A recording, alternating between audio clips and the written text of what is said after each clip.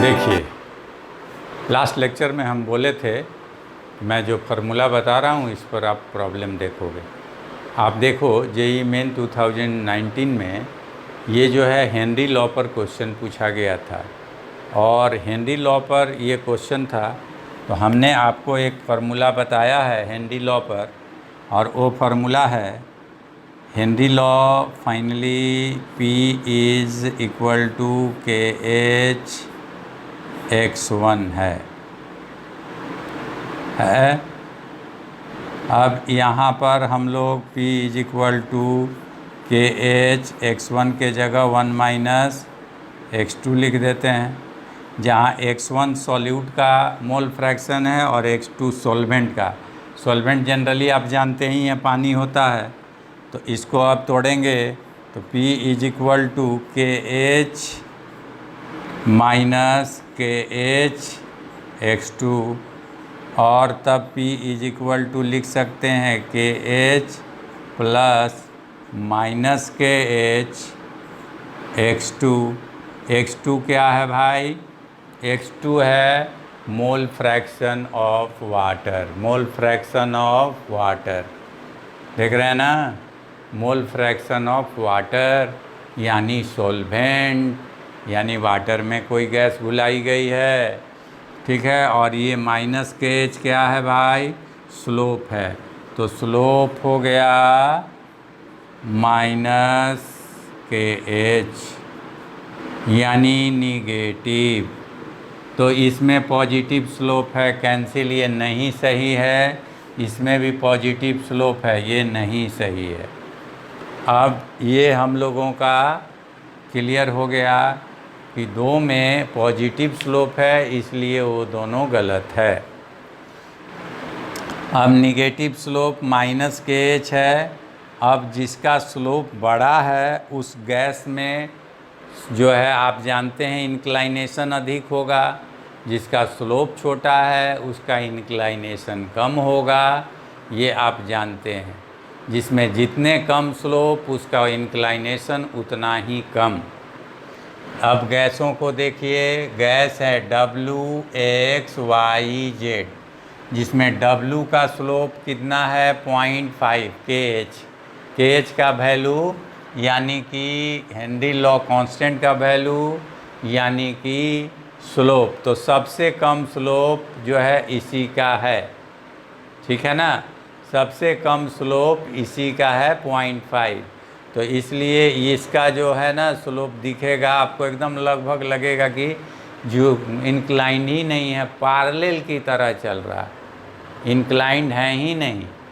ये लाइन लगेगी आपको कि पैरेलल चल रही, यानी W की लाइन लगभग आपको पैरेलल लगनी चाहिए।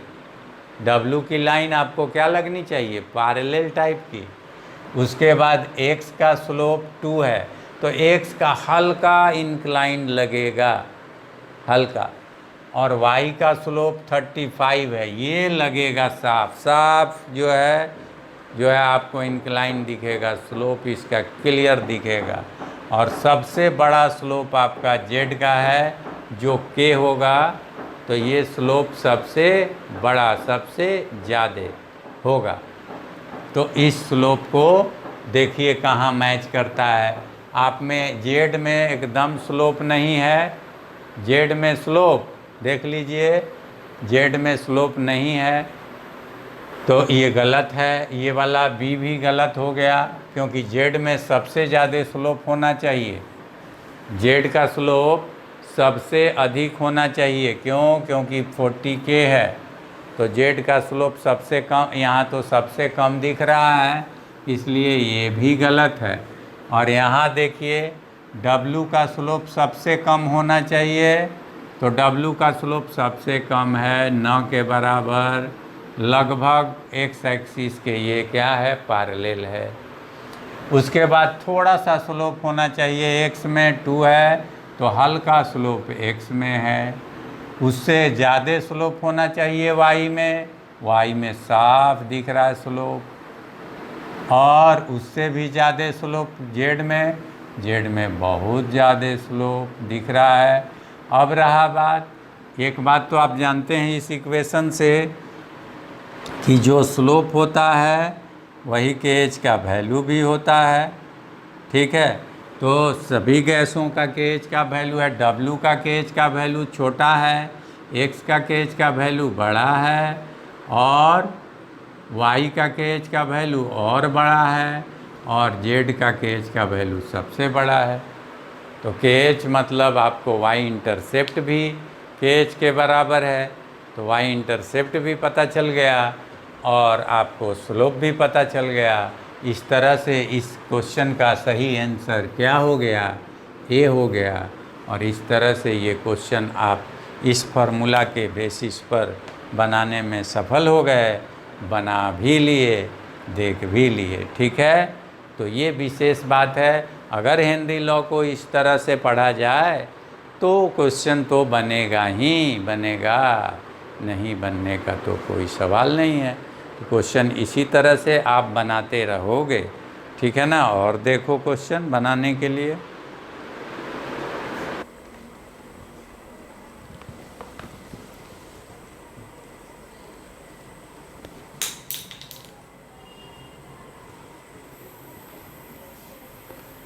चलिए देखिए, ये क्वेश्चन आप ये 2009 में पूछा गया था। Henry's law constant for the solubility of nitrogen gas in water at 298 kelvin is कितना है? ये 1 × 10⁵ ATM, यानी कि वही KH = 1।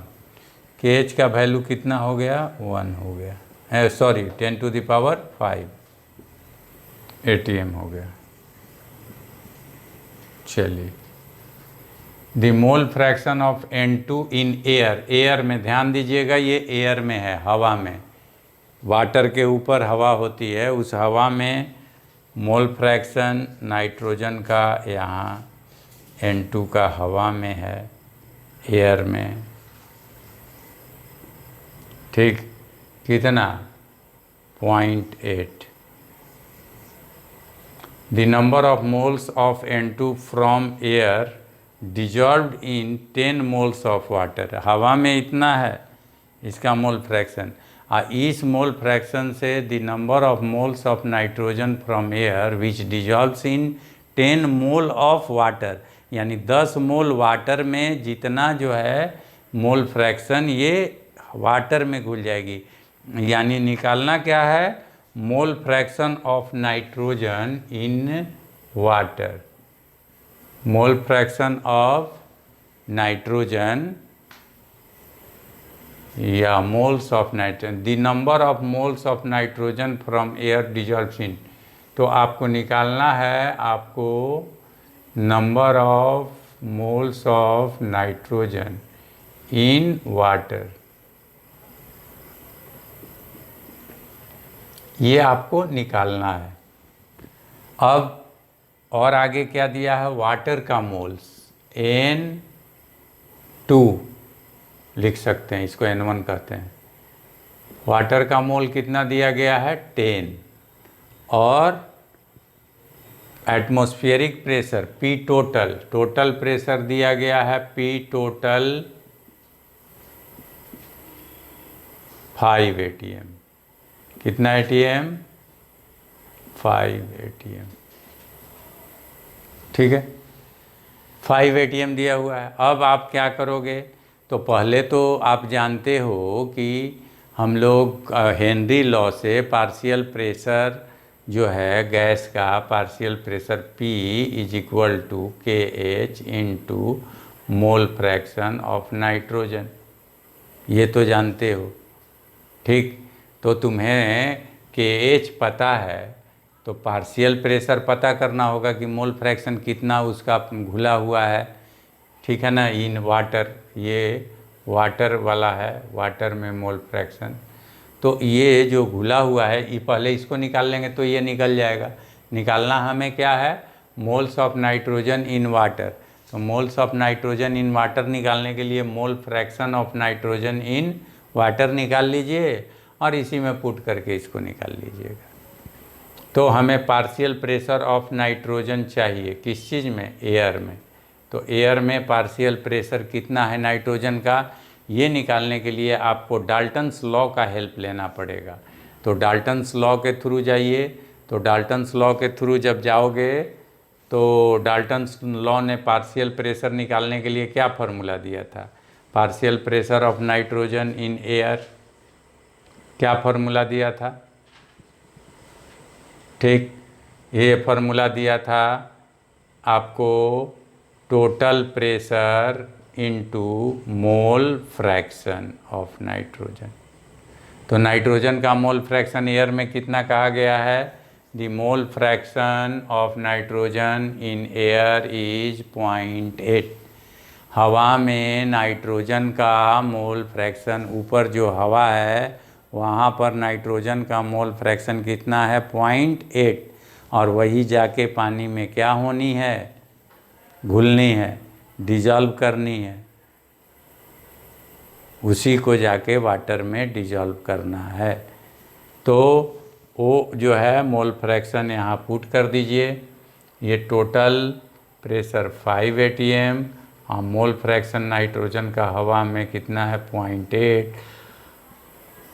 तो इट विल बी 4 atm निकल गया हवा में। अब क्योंकि देखिए नाइट्रोजन के अलावे भी तो कुछ गैस है, अदर गैस, मान लीजिए ऑक्सीजन है या CO2 है जो है, तो वो भी तो, उसका भी तो प्रेशर होगा, तो वो भी तो कुछ घुलेगी। ऑक्सीजन और CO2 वगैरह अपने प्रेशर के हिसाब से घुलेगी और नाइट्रोजन अपने प्रेशर के हिसाब से घुलेगी। तो नाइट्रोजन का पार्शियल प्रेशर, अपना प्रेशर 4 atm है, तो ये अपने हिसाब से, अपना हिसाब से डिजॉल्व करेगी उसमें। ये ऑक्सीजन इतना नहीं डिजॉल्व करेगी, ऑक्सीजन से ज़्यादा डिजॉल्व करेगी। क्यों? क्योंकि 5 atm में से 4 atm तो इसी का प्रेशर है।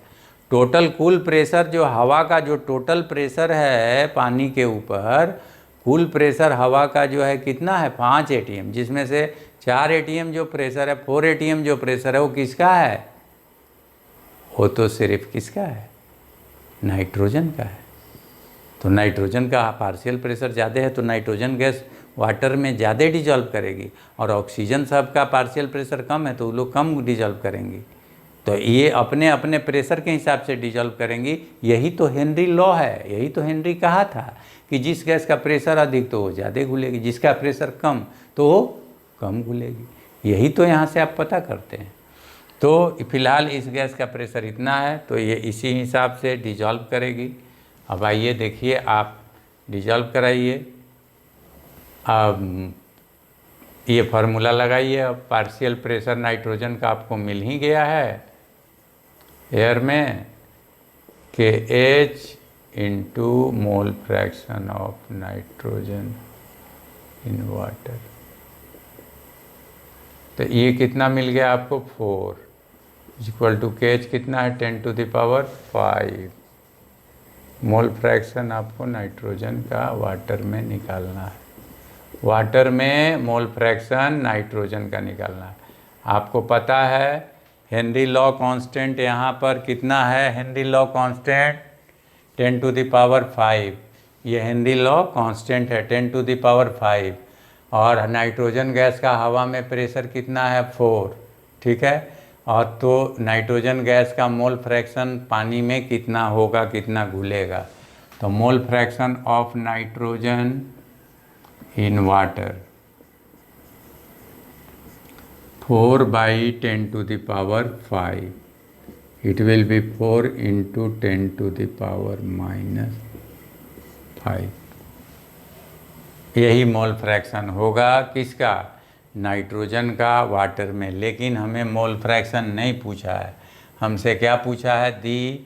The number of moles of nitrogen from air. Air से नाइट्रोजन का मोल जो क्या कर गया? Dissolved in 10 moles of water. हवा में से नाइट्रोजन का मोल जो 10 मोल पानी में घुल चुका है उसको पूछ रहा है। तो हमें तो मोल फ्रैक्शन नहीं पूछा है। तो हम क्या करेंगे? अब इसी फार्मूला को आगे बढ़ाएंगे। हम चूँकि जानते हैं कि मोल fraction of nitrogen in water होगा क्या भाई? तो moles of nitrogen in water divided by moles of nitrogen in water plus क्या चीज़, मोल्स ऑफ वाटर, वाटर का मोल। वाटर का मोल तो 10 है। वाटर का कितना मोल दिया हुआ है, वाटर का 10 मोल दिया हुआ है, तो वाटर का ये 10 मोल रख दीजिएगा। क्योंकि सॉल्यूशन वेरी वेरी डाइल्यूट है, इसलिए ये नेगलेक्ट हो जाएगा। इसे आप क्या करोगे, नेगलेक्टेड,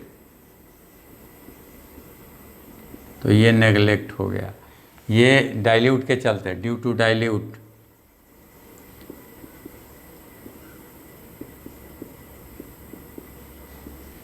ठीक, अब आप यहाँ पुट करिए 4 into 10⁻⁻5 is equal to number of moles of nitrogen in water divided by कितना से, कितना मोल वाटर का है, 10 मोल। 10 ले आके इधर मल्टीप्लाई कीजिए, तो number of moles of nitrogen in water is equal to 10 into 4 into 10⁻⁻5, कितना हो गया, 4 इंटू 10⁻⁻4। 10 से मल्टीप्लाई हुआ तो पावर 10 कितना हो गया, -4। अब देख लीजिए, मैं आंसर मिला लीजिए, आपको यही निकालना था। Number of moles of nitrogen in dissolved in water will be 4 into 10⁻⁻4 मोल। अब देखिए तो चॉइस कौन सा सही है, पहला ही चॉइस लग रहा है। फर्स्ट चॉइस 4 इंटू है, ठीक है, फर्स्ट चॉइस ही सही है। इस तरह से ये आपका करेक्ट आंसर हो गया, ये आप करेक्ट आंसर निकाल लिए, ठीक है। तो इस तरह हेनरी लॉ के क्वेश्चन बनाए जाते हैं जनरली, ठीक है, और इसी तरह से आप सॉल्व भी कीजिएगा।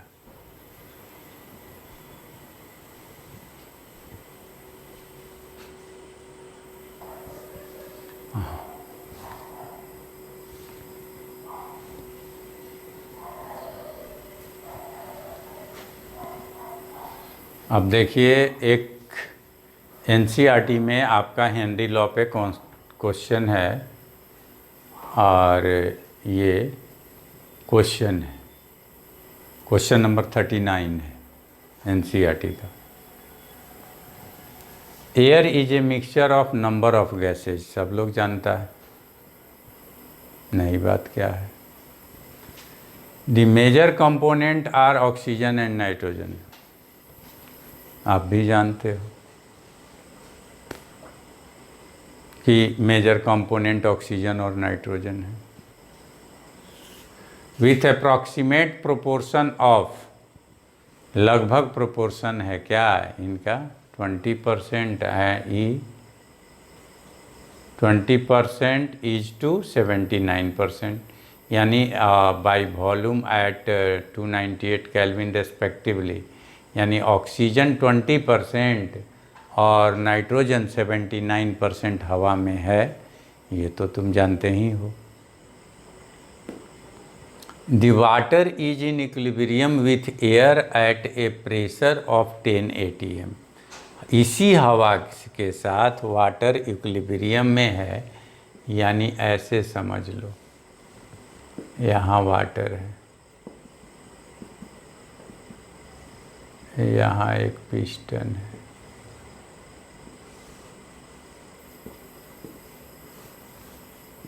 यहाँ एयर है,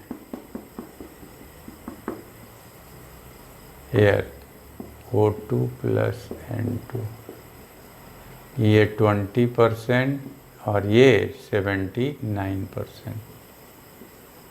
और प्रेशर यहाँ कितना दिया जा रहा है, इस पर प्रेशर कितना है, 10 atm का प्रेशर है। और हवा और जो है इसमें घुला हुआ ऑक्सीजन नाइट्रोजन गैस इक्विलिब्रियम पे आ गया है 298 केल्विन टेम्परेचर पर। यहीं से हवा जा रही है सॉल्यूशन में और आ रही है, यानी इक्विलिब्रियम अटेन कर चुकी है ये ऑक्सीजन एंड नाइट्रोजन गैस यहाँ पर। ठीक है, कोई दिक्कत नहीं। अब क्वेश्चन का देखिए, एट इतना Henry's law constant for oxygen, oxygen का हेनरी लॉ कांस्टेंट दे दिया गया है कितना भाई, 3.30 इंटू 10⁻⁷, और नाइट्रोजन का दे दिया गया है 6.51 इंटू 10⁻⁷ mm। ये हेनरी लॉ कांस्टेंट है। अभी आप जो जिस पिछले टॉपिक में हेनरी लॉ पढ़े हो, तो हेनरी लॉ कांस्टेंट के बारे में भी जानते हो, देख रहे हो कि इसका वैल्यू क्या है, इसका वैल्यू क्या है, उससे छोटा है नाइट्रोजन से, देख रहे हो ना। नाइट्रोजन का हेनरी लॉ कांस्टेंट का वैल्यू देखो क्या है, बड़ा है 6.51 इंटू 10⁻⁷, इसका छोटा है। ठीक है, इसका मतलब दोनों में से कौन गैस ज़्यादा सॉल्युबल है, तो इन्वर्सली होता है सॉल्युबिलिटी किस चीज़ से, हेनरी लॉ कांस्टेंट से।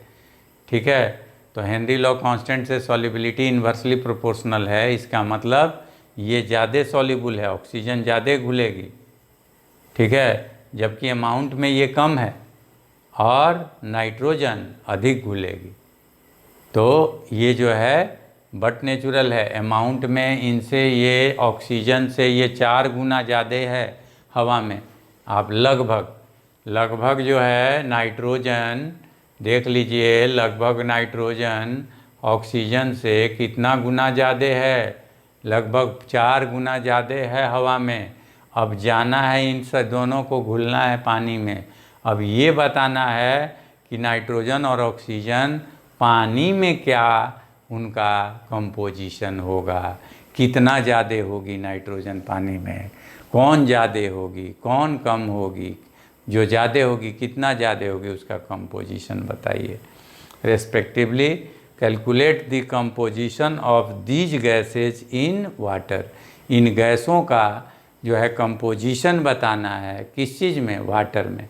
यानी वाटर के अंदर ऑक्सीजन कितना है मोल फ्रैक्शन और नाइट्रोजन कितना है। तो वाटर के अंदर निकालने के लिए तो हेनरी लॉ लगता है, लेकिन वाटर के बाहर डाल्टन लॉ लगता है। आपको पता है, गैस पर डाल्टन लॉ और वाटर में हेनरी लॉ। तो अब यहाँ डाल्टन लॉ से पहले तो इनका प्रेशर पता कीजिए भैया, कितना कितना लोग दबा रहे हैं। तो दोनों लोग अपना अपना हिसाब से दबा रहे हैं। ये 20% है तो ये कम दबा रहे होंगे, और ये 79% है तो ये तो ज़्यादा दबा रहे होंगे। तो बट नेचुरल है, ये ज़्यादा दबा रहे होंगे तो ये ज़्यादा जाएंगे पानी में, लेकिन फिर भी अपने हेनरी लॉ कांस्टेंट के हिसाब से ही से जाएंगे। इनका हेनरी लॉ कांस्टेंट अलग, इनका अलग। हर गैस का अपना हेनरी लॉ कांस्टेंट होता है, हर गैस का अपना अपना हेनरी लॉ कांस्टेंट होता है। तो दोनों गैस का अपना अपना हेनरी लॉ कांस्टेंट है। ठीक है, तो ये अपने हेनरी लॉ कांस्टेंट के हिसाब से पानी में घुलेंगे, ये अपने कांस्टेंट के हिसाब से पानी में घुलेंगे। तो चलिए देखिए अब कौन कितना घुलता है। पहले डाल्टन्स लॉ लगाइए। अकॉर्डिंग टू डाल्टन्स लॉ,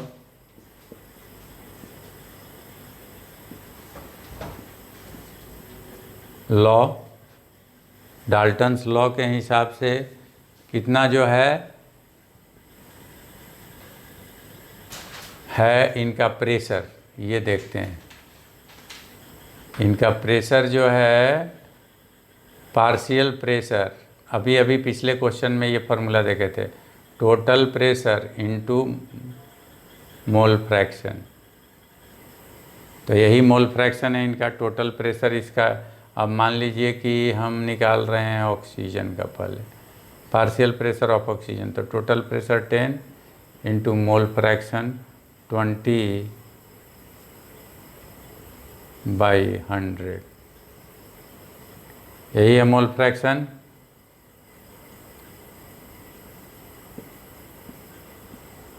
तो 2 atm हो गया इनका प्रेशर, इनका पार्शियल प्रेशर कितना हो गया 2 atm। अब पार्शियल प्रेशर ऑफ नाइट्रोजन भी देख लीजिए। Partial pressure of nitrogen, total pressure P total 10 atm into इनका कितना है परसेंटेज 79 टोटल 100, 7.9 atm। इन दोनों का अपना अपना प्रेशर आ गया। अब ये ऑक्सीजन 2 atm से दबा रहे हैं, देखिए ऑक्सीजन 2 atm से प्रेशर दे रहे हैं और ये 7.9 atm से प्रेशर दे रहा है। तो बट नेचुरली ये ज़्यादा प्रेशर दे रहा है तो इसको ज़्यादा डिजॉल्व करना चाहिए नियमतः। अब हम लोग जा रहे हैं पानी में हेनरी लॉ लगाने, ठीक है ना। Now according to Henry's law,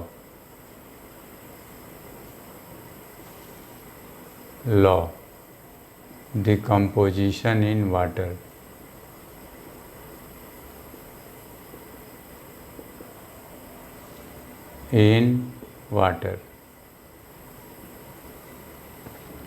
partial pressure of oxygen is equal to kh value of oxygen into mole fraction of oxygen in water होगा।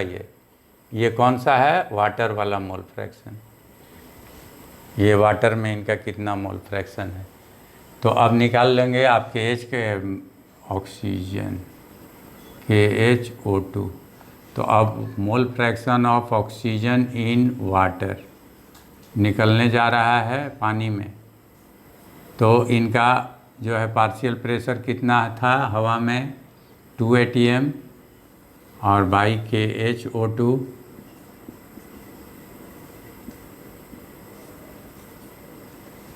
ठीक है। अब ये 2 atm है, ये प्रेशर क्या है 2 atm और KH का वैल्यू mm में दिया हुआ है। देखिए KH का वैल्यू किस में दिया हुआ है, 3.3 × 10⁷ mm में है और ऊपर वाला प्रेशर atm में है। तो क्या करोगे, इसको भी mm में चेंज कर लोगे। तो 2 × 760 mm divided by KH of O2। O2 का KH 3.30 × 10⁷, ठीक है। ये 10⁷ आ गया। अब इसको आप कैलकुलेट करोगे, इसको सॉल्व करोगे, सॉल्व करो। तो जब इसको आप सॉल्व करेंगे तो आपका वैल्यू आ जाएगा मोल फ्रैक्शन 4.6 × 10⁻⁻5 mm। सॉरी, नीचे भी mm है, ऊपर भी mm है, mm कैंसिल। तो इसका मोल फ्रैक्शन ऑक्सीजन का आ गया किस चीज़ में, वाटर में 4.6 × 10⁻5। इसी तरह mole fraction of nitrogen in water निकालिएगा तो उसका भी आ जाएगा 7.9 atm है, तो 7.9 × 760 EBmm में हो गया। और इसका हेनरी लॉ कांस्टेंट कितना है, 6.51। तो 6.51 × 10⁻7, इसको भी आप इसको भी आप कैलकुलेशन करेंगे तो आपको आ जाएगा 9.22 × 10⁻⁻5। तो ये पावर तो दोनों का सेम है। यहाँ देखिए ऑक्सीजन और नाइट्रोजन लगभग पानी में डबल है ऑक्सीजन के, ठीक है। ये आप आइडिया लीजिए, ये समझिए कि नाइट्रोजन ऑक्सीजन से लगभग क्या है, डबल है वाटर में, ठीक, ज़्यादा नहीं है, लगभग क्या है, डबल है। तो यहाँ देखिए, यहाँ 4 गुना था ऑक्सीजन, यहाँ कितना टाइम्स था, 4 टाइम्स था। लेकिन वाटर में जाने के बाद नाइट्रोजन 4 टाइम्स था, लेकिन वाटर में जाने के बाद नाइट्रोजन कितने टाइम्स हो गया, मात्र डबल रह गया। यानी नाइट्रोजन की सॉल्युबिलिटी, घुलने की क्षमता कम है किसके तुलना में, ऑक्सीजन के तुलना में। यानी ऑक्सीजन गैस पानी में ज़्यादा घुल सकती है और नाइट्रोजन गैस पानी में कम घुल सकती है। यही है सॉल्युबिलिटी का फंडा। और KH वैल्यू उल्टा होगा, जो ज़्यादा घुलेगी उसका KH का वैल्यू छोटा होगा और जो कम घुलेगी उसका KH का वैल्यू बड़ा होगा, ठीक है। Okay, meet you in next lecture, see you again. And it's the Henry law. Henry law इस तरह से समाप्त हो गया। Okay, thank you, see you.